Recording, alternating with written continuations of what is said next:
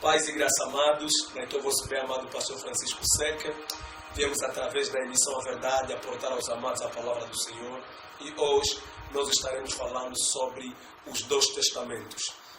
E nós já temos começado a falar acerca dos mesmos, quando falávamos acerca da Bíblia. E nós dissemos então aos amados que Jacó, que realmente tem tido duas mulheres, amados no Senhor, realmente representam essas duas mulheres de Jacó, representam as duas alianças. Porque Leia terá sido casada pela lei, porque Labão disse a Jacó, não é assim a lei da terra, que a menor seja entregue primeiro que a maior. Então dali vemos claramente que Leia terá sido casada pela lei. Mas Raquel era realmente a mulher que Jacó havia amado. Então nós vemos que Jacó casou com Raquel por amor, mas casou com Leia por lei.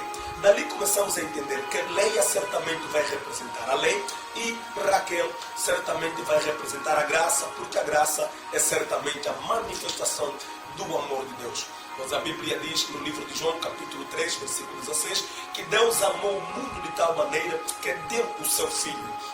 Em João, capítulo 1, versículo 17, a Bíblia vai dizer que a lei veio por Moisés, mas a graça e a verdade veio através desse Filho que realmente Deus tem dado, pois Jesus Cristo é certamente o dom de Deus. Então a vinda de Jesus Cristo ao mundo é certamente a manifestação do amor de Deus. Então vemos que realmente a graça, amados no Senhor, é a expressão do amor de Deus. E vemos como realmente Leia fala da lei e Raquel então fala da graça. Amados irmãos, uma das coisas que nós precisamos entender é que cada uma dessas mulheres realmente tinha uma serva.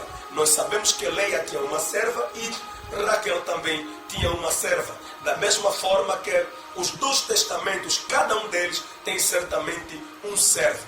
Nós vemos que no Antigo Testamento nós temos, queridos e amados irmãos, Moisés, porque é certamente Moisés que realmente, amados no Senhor, vai ser dito que é ele que realmente veio com a lei. Quando lemos João capítulo 1, versículo 17, a Bíblia vai dizer que a lei veio por Moisés e a lei representa todo o Antigo Testamento. Então nós vemos que o Antigo Testamento tem um servo, porque Leia tinha uma serva, e também Raquel, amados em Cristo, tinha uma serva. E este servo que nós olhamos, que nós temos aqui no Novo Testamento, é certamente o nosso Senhor Jesus Cristo. E nos foi apresentado, amados em Cristo, esses dois servos, a partir de João capítulo 1, versículo 17, que já temos mencionado, que a lei veio por Moisés, mas a graça e a verdade veio por Jesus. E nós vemos, amados em Cristo, que os dois lados, cada um deles tem certamente um servo.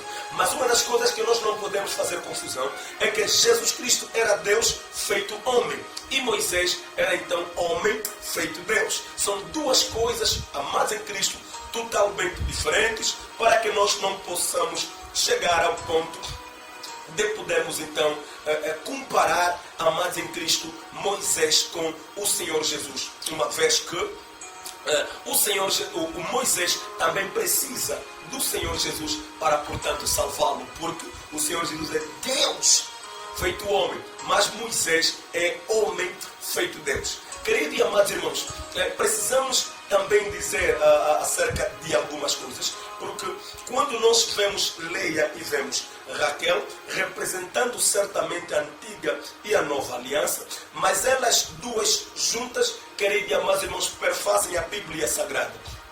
E nós vemos que no livro de Ruth, quando Ruth vai, portanto, dar nascimento, penso que a Obed, a Bíblia vai dizer que as mulheres estarão cantando, estarão falando que Ruth é como Leia e Raquel. Quer dizer que nós vemos numa pessoa as duas mulheres, da mesma forma que nós vemos numa única Bíblia, queridos e amados irmãos, as duas alianças ou os dois testamentos. Nesse caso nós vemos duas mulheres, mas elas são feitas uma única mulher em Ruth. Dali interpretamos, queridos e amados irmãos, que é apenas uma Bíblia, mas que dentro então nós encontramos duas alianças, a história, queridos e amados irmãos, de dois determinados povos, o povo de Israel e o povo que é certamente a igreja. E a união dessas desses dois povos fazem, queridos e amados irmãos, o povo de Deus, porque certamente Ele virá para reinar com todos nós. E uma das coisas que nós também precisamos frisar aos amados é que, espiritualmente falando, uma mulher tem o valor de duas mulheres. Porque quando fala-se acerca da mulher de Deus, nós encontramos dentro desta mulher duas mulheres, que são realmente o povo de Israel e a igreja. E nós entendemos, amados em Cristo, esta porção de ideia a partir do momento que Saul vai mandar Davi para ele ir e trazer 100 prepúcios, dizendo a ele que eu vou te dar a minha filha por mulher, traga-me 100 prepúcios filisteus. E a Bíblia diz que Davi vai ir na frente do combate, e em vez de ele trazer 100 prepúcios, a Bíblia diz que ele traz 200 prepúcios, para realmente querer dizer que uma mulher tem o valor de duas mulheres, porque literalmente falando, se ele terá trago então 200 prepúcios, o que é que realmente Saul teria que fazer? Tinha que entregar a ele duas mulheres, mas ele apenas terá recebido, amados em Cristo, uma mulher, e ele trouxe 200 prepúcios para certamente dizer que uma mulher tem o valor de duas mulheres. Esse, queridos e amados irmãos, é o significado espiritual, não é dessas nossas mulheres, não, mas é o significado espiritual realmente da mulher, do verdadeiro rei, que é o nosso Senhor Jesus Cristo. Ele tem uma mulher, mas dentro desta mulher nós encontramos então dos determinados povos, do jeito que nós vemos Leia e Raquel a serem juntadas apenas em Ruth.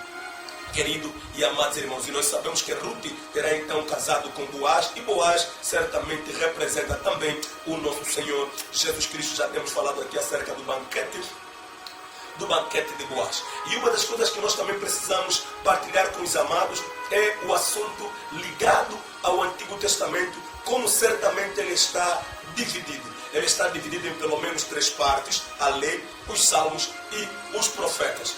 Mas quando nós olhamos para o Antigo Testamento, amados em Cristo, esta divisão, a lei, os salmos e os profetas, realmente, queridos e amados irmãos, simplesmente representa aquilo que Deus já vem apresentando em vários lugares da Bíblia. Mas nós sabemos que durante todo o Antigo Testamento, o nosso Senhor Jesus Cristo, certamente, amados em Cristo, não terá ainda sido apresentado, oferecido, porque todos os animais oferecidos no Antigo Testamento eram apenas alegóricos, eram apenas simbólicos. E nós vemos no livro de Hebreus capítulo 10, a partir do versículo 6, em que Jesus Cristo vai dizer que sacrifícios e holocaustos não quisestes. Quais esses sacrifícios?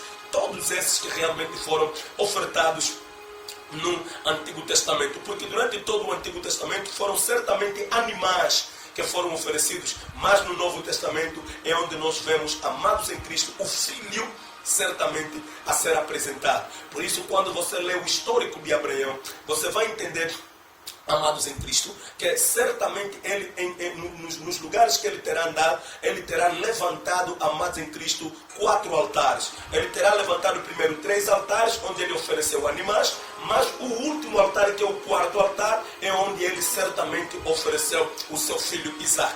Então nós vemos, amados em Cristo, de forma clara, que esses 3 primeiros altares, onde ele simplesmente oferece animais, representam a lei, os salmos e os profetas. E depois nós temos então o 4º altar, onde ele realmente vai oferecer o seu filho Isaac, o seu único filho, que representa o único filho de Deus, que é o nosso Senhor Jesus Cristo. Então o 4º altar vai certamente representar o Novo Testamento, que é onde certamente o Filho de Deus foi oferecido de forma plena como sacrifício pelos nossos pecados. Por isso Hebreus vai dizer: sacrifício e holocaustos não quiseste, fizeste de mim um corpo. E isso, queridos e amados irmãos, nós vemos então manifesto no Novo Testamento, quando Deus vai enviar o anjo para dar a notícia a Maria, dizendo que de ti realmente se manifestará o Messias e chamar-lo de Jesus, porque ele salvará o seu povo dos seus pecados, o significado do termo Yoshua.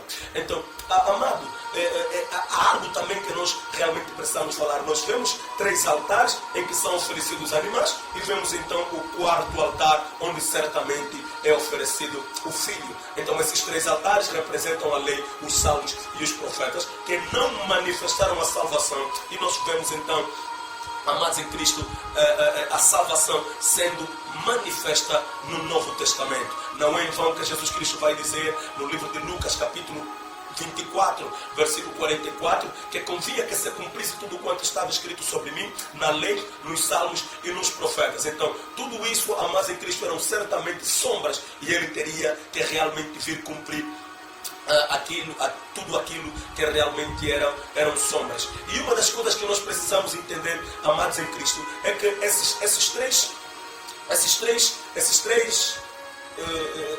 três altares que realmente representam a lei, os salmos e os profetas, também nos foram apresentados principalmente no livro de Gênesis capítulo 38, quando nós vemos os 3 filhos de Judá que estão entrando em Tamar, mas não estão manifestando o filho, porque Tamar era mulher de Er, e Er esteve com ela, mas não conseguiu de manifestar o filho que é a vida, porque o termo filho vem do termo hebraico Ben, e ele tem pelo menos 2 letras, o termo Bet e a letra Bet e a letra Nun. A letra Bet quer dizer casa, a letra Nun quer dizer vida. Então, o que é o filho? O filho é a vida da casa, mas Er não havia conseguido de manifestar o filho em Tamar, não havia conseguido de manifestar a vida, e a Bíblia diz que ele morreu, e depois Onã vai tomar lugar então em Tamar para cumprir a lei do levirato,